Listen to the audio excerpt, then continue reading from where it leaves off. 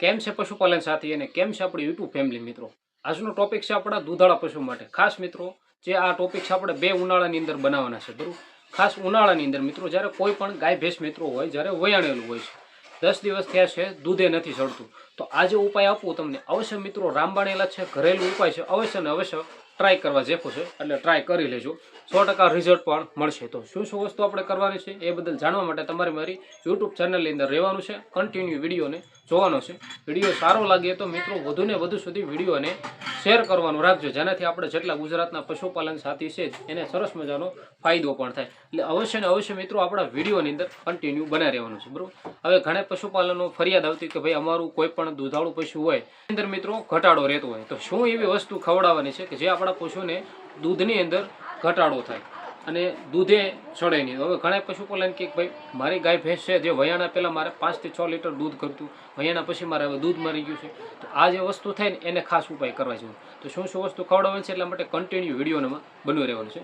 Video સારો લાગે તો શેર કરજો, જેનાથી પશુપાલનને પણ મદદરૂપ થાય અને તમને પણ મિત્રો ફાયદો મળે. તો હાલો મિત્રો આપણે સરસ મજાના કરી દઈએ વિડીયોની શરૂઆત, બરાબર? તો પહેલી વસ્તુ મિત્રો આપણે લેવાનું છે ને 100 થી 200 ગ્રામ જેટલું આપણે લીંબુનો રસ લઈ લેવાનો છે, અથવા તમે લીંબુ પણ તમે લઈ શકો. લીંબુ છે તે તમારે હંમેશા ખાંડની અંદર સવાર અને સાંજ બે ટાઈમ લેવાનું છે. હવે લીંબુની સાથે સાથે 4-5 વસ્તુ તમને કહું તો લીંબુ લઈ લેવાનું છે 200 ગ્રામ જેટલા, બરાબર? લીંબુ પણ લઈ શકો અથવા લીંબુનો રસ પણ ચાલે.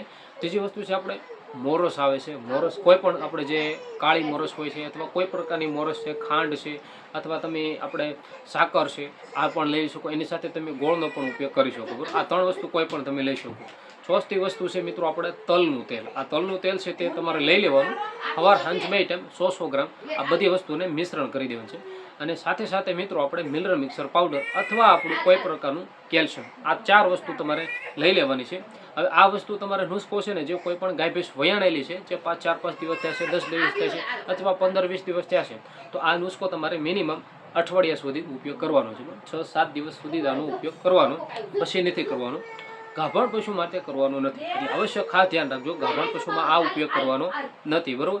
એટલે 4-5 વસ્તુ તમારે રેગ્યુલરી રીતે ઉપયોગ કરવાનો, પછી તમને મિત્રો આની અંદર દૂધની અંદર તમને જબરજસ્ત સુધારો થશે. સાથે સાથે જે આપણું પાચન શક્તિ નબળી છે આપણા પશુની અંદર, અમુક જગ્યાએ આપણો પશુને બગાડ રહી જતું છે તો એ પણ નીકળી જશે, કોઠો પણ સાફ થઈ જશે, પ્લસ માલ આપણું નીણ ઓછું કાપતું છે તો નીણ પણ વ્યવસ્થિત રીતે કાપશે અને જબરજસ્ત ફાયદો પણ થશે. તો હાલો આશા કરું કે આજની માહિતી તમને ગમે તો લાઇક શેર, ચેનલને સબસ્ક્રાઈબ અને વધુને વધુ સુધી વિડીયોને શેર કરજો. મળીશું આપણે હવે સરસ મજાના નવા વિડીયોની સાથે. બધાને જય માતાજી, જય જવાન, જય કિસાન સાથે મળીએ આપણે નવા વિડીયોમાં.